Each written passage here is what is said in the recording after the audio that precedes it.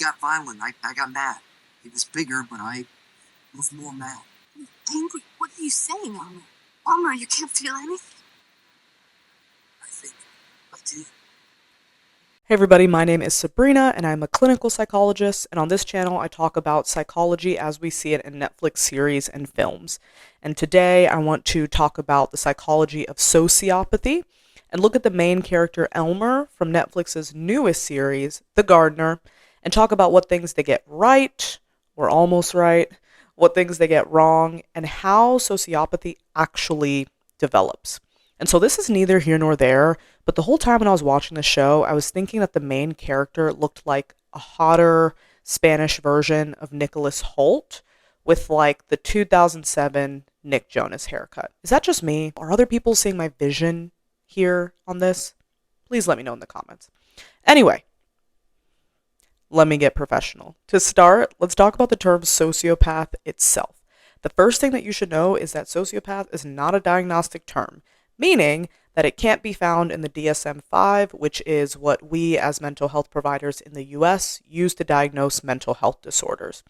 Now, there used to be terminology around a sociopathic personality disturbance, but that was removed from the DSMs after its release of its second edition, which came out in 1968. So the word sociopath and the word psychopath, which was also removed from the DSM-5 in its third edition, which came out in 1980, so that too is not a diagnostic term either. Those were both subsumed, so they can both be found under the diagnosis of antisocial personality disorder, or ASPD, that I'll be calling it sometimes in this video just for ease, and it's much quicker. So antisocial personality disorder is characterized by a complete disregard for and violation of the rights of others. And to get a diagnosis of this, you have to meet just 3 of the 7 criteria. The first is a failure to conform to social norms. So doing things like, I don't know, offing people.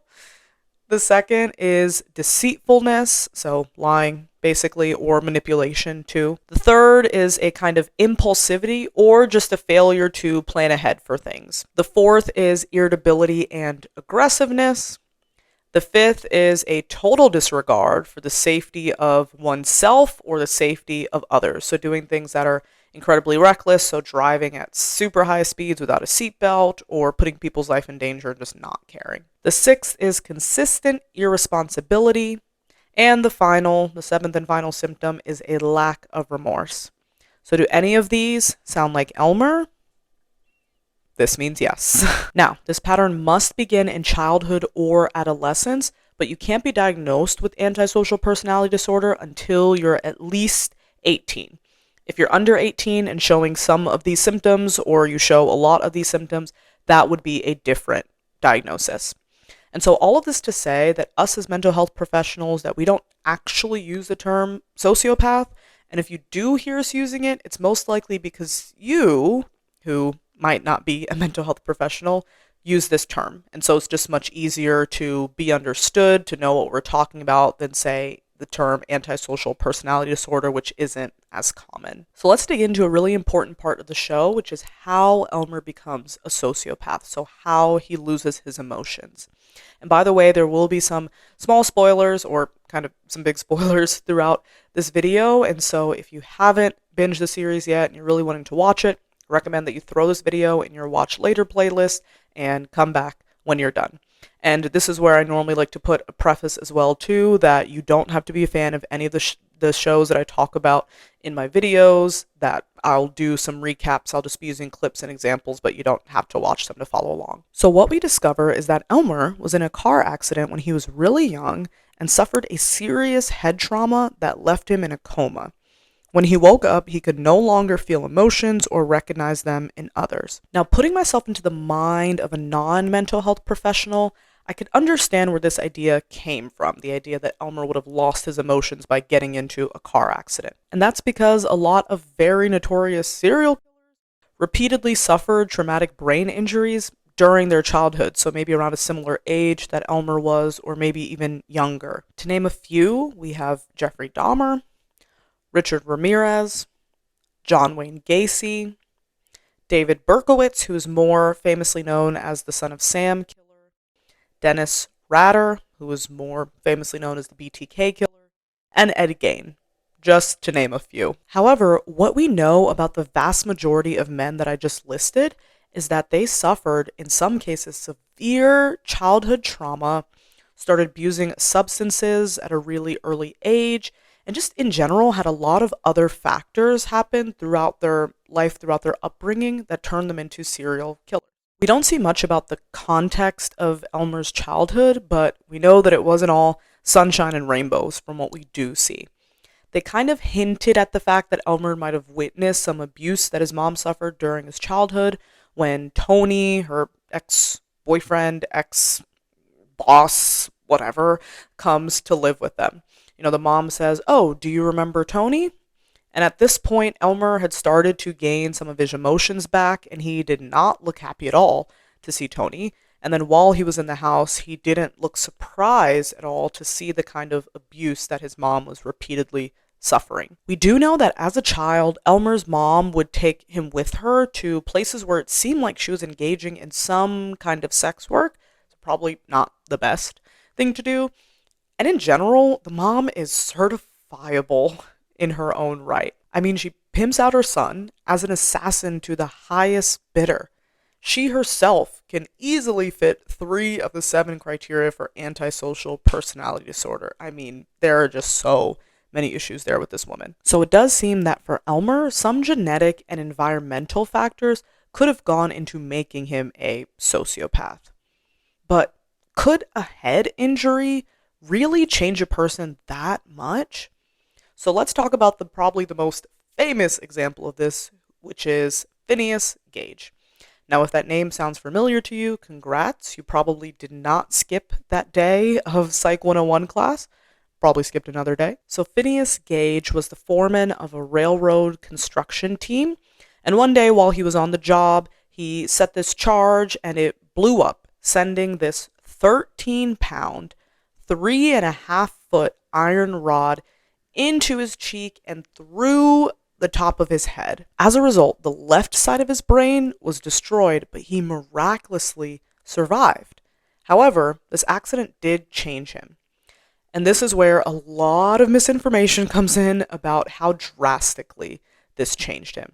Now, at this point, there is very little true information on what happened to Phineas Gage from here on out. Some places say that he became a total psychopath. Some sources say that he could never ever hold down a job again. Other people mention how he became a circus attraction. And even some articles talk about how he survived the rest of his life with the iron rod still in his head. None of this is true. Absolutely none of what I just said is true. But listening to that, you probably have heard maybe 1 or 2 of these stories before, if you know the case of Phineas Gage. And after the accident, he did become much slower at his work. He became much more profane. He was more impulsive. And he did struggle more with his temper. So it did change him.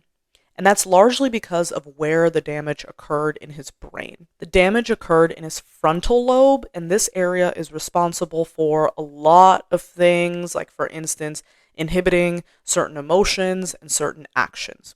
So for people with ADHD, for example, they are drastically impacted in terms of their frontal lobe, and so can have difficulty with things like planning, organizing, staying on task, listening to a lot of complex tasks that people give them, and distractibility. So this is a generalization, and I know a lot of people with ADHD who are not like this, but some folks with ADHD might be characterized as being poor planners. They're very impulsive, very disorganized, and somewhat spacey. And if we think about it, these are words or terms that we would use to define traits about people. So for Phineas Gage, who wasn't like this at all before the accident, this would be a really big change. And family, people who were close to him at the time, are cited as saying that he was no longer Gage. He was no longer the same person that he was after the accident. So the gardener does well in this result in that the injury seemed to have occurred in Elmer's frontal lobe. Same with the tumor that miraculously gave him his emotions back, but We'll talk about that much later in the video. Now, these personality changes don't just occur in cases, special cases, like Phineas Gage. They can occur with a lot of folks who might suffer from traumatic brain injuries or TBIs. People who suffer a TBI can become really easily irritable, easily agitated. They can have trouble regulating their emotions, so might have a lot of mood swings. They can become aggressive, and they can become incredibly inflexible. So it's their way or the highway, basically. Another important thing that can happen with TBI is losing the ability to express one's emotions. So that'll be termed what we call flat affect. So in simple terms, flat affect is basically your face doesn't change, doesn't make a reaction, whether to something positive or negative that occurs, or maybe you do have a reaction, but it's very, very minor. So for instance, if you won a $10 million lottery, you'd probably be beaming from ear to ear on top of screaming and just freaking out. I mean, at least I would be if I won $10 million. But somebody with flat affect, they might just crack a half smile. And this is where I think the show took a lot of creative license in terms of making what happened to Elmer really dramatized so it can be more entertaining and more captivating. Or they just simply misunderstood this side effect when it comes to TBI. A person with flat affect is still capable of feeling emotions. They just have trouble expressing it outwardly, which can lead to us then interpreting that as them not having emotions when they really do. And when it comes to certain mental health symptoms like schizophrenia or sociopathy, the media portrays it as the most unique and sensationalized thing in the world. But guess what? Having difficulty describing, expressing, feeling, and recognizing emotions is incredibly common. It's a neurological phenomenon termed alexithymia, and around 10% of people have it. Now, when I say 10%, that sounds like a really small percentage at first, but get this, that's higher than the percentage of people who have bipolar disorder, who have PTSD, OCD, eating disorders, suffer from a major depressive episode, at least one major depressive episode in the past year, and have schizophrenia, on top of a lot of other mental health diagnoses that I'm not naming here. Like, that's a lot of folks. And with anxiety, which is one of the most highly diagnosed mental health symptoms, currently the average is about 20% of people that have anxiety. And it often feels like everyone we know has anxiety, right? So 10%, which would be about half that, is an incredibly high percentage of people. Alexithymia, translated from the Greek, literally means lack of words for emotions. And this phenomenon is incredibly common in a lot of different mental health disorders, so things like PTSD, anxiety, depression, and autism. Now, a lot of people are aware that some folks with the diagnosis of autism, some, not necessarily all, might have difficulties with emotions. Now, the estimates say around anywhere from 30 to around 65%, which I know is a huge range, but 30 to 65% of people with the diagnosis of autism struggle with emotions, which is much higher than the general population by far. However, this struggle can be due to neurodiverse people having a difficulty understanding and knowing how to express their emotions in a neurotypical way, or to neurotypical people. And so again, it's our perceptions of people's emotion that can often be the problem, rather than maybe that person not actually experiencing emotion at all. And while it is very, very slight, and let me be clear, folks with autism are far more likely to be the victims of a violent crime, but they are slightly at a higher rate, or slightly more likely to commit a crime than people without autism. But when we look at sociopaths, they are far more likely to commit a violent crime or a crime at all than people who are not diagnosed as this. So it seems that just struggling to experience emotions isn't necessarily all that goes into committing crimes. And I'll talk a little bit more about that in a minute, but to wrap up with alexithymia, this can also happen as a result of adverse childhood events, so like childhood trauma or certain medical conditions. When I was in undergrad, I worked with a health psychologist as part of a research team, worked with a health psychologist who was looking at and did find some evidence for how people with high blood pressure, which is an incredibly common medical diagnosis, medical condition, at least in the US, how people with high blood pressure even can experience alexithymia. So it's not just a blow to the head that could cause this. Now, going back to crime rates, it's hard to get an exact number of sociopaths that commit a crime because, again, that is not a diagnostic term. But in terms of people with antisocial personality disorder, it's been found that they're about up to 5 times more likely to commit a crime than people without this diagnosis. And at the high end, up to 80% of people incarcerated have a diagnosis of antisocial personality disorder. So while difficulty with feeling emotions plays a role, other things related to antisocial personality disorder like impulsivity, disregard for safety, and lying, coupled with this lack of emotion, which may come from the fact that they might not be able to feel emotions, those play a role too. So it's way too simplistic to say that Elmer and other people commit crimes just because they don't have emotions. And the last thing that I'll talk about is the idea of sociopaths gaining emotions back. Now, for something like alexithymia, we can do what we see Elmer's mom do in the show, which is actually teach folks how to better recognize and even feel their own emotions. And part of that could be how to better recognize one's own emotions through like physical sensations. So for instance, a lot of emotions are very physical. So when we think of emotions like anger or anxiety, we can really feel that in our bodies.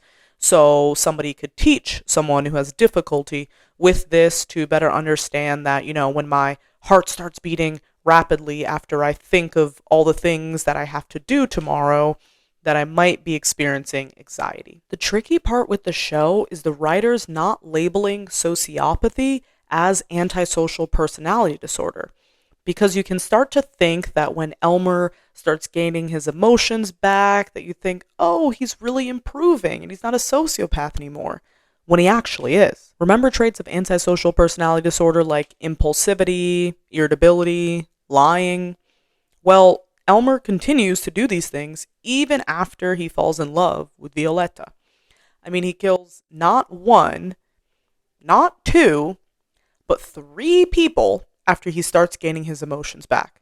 I mean, that's a lot of people for someone who's no longer a sociopath anymore. By mistaking sociopathy, so antisocial personality disorder, for simple alexithymia, so difficulty feeling one's emotions, it's kind of easy to say that, oh, Elmer is gaining a moral compass and he's getting a lot better, when he's not. And I am not a neurologist or a neuropsychologist, so if any of you watching this are, please feel free to leave a comment on this. I would actually love to hear your thoughts on the show and this idea in general. But to say that a head trauma can both give and take away emotions doesn't actually make sense when we think about it. From early on in the show, the premise is that a car accident damaged the part in Elmer's brain responsible for emotions. So then how could a tumor, which could also create damage in the brain, reverse the prior brain damage that is irreversible? He lost emotions because of damage to the brain. So theoretically, something would have to happen to regenerate those lost parts of the brain for him to get his emotions back, which a tumor simply does not do. So that little plot twist in the show makes no sense, but it does make good TV.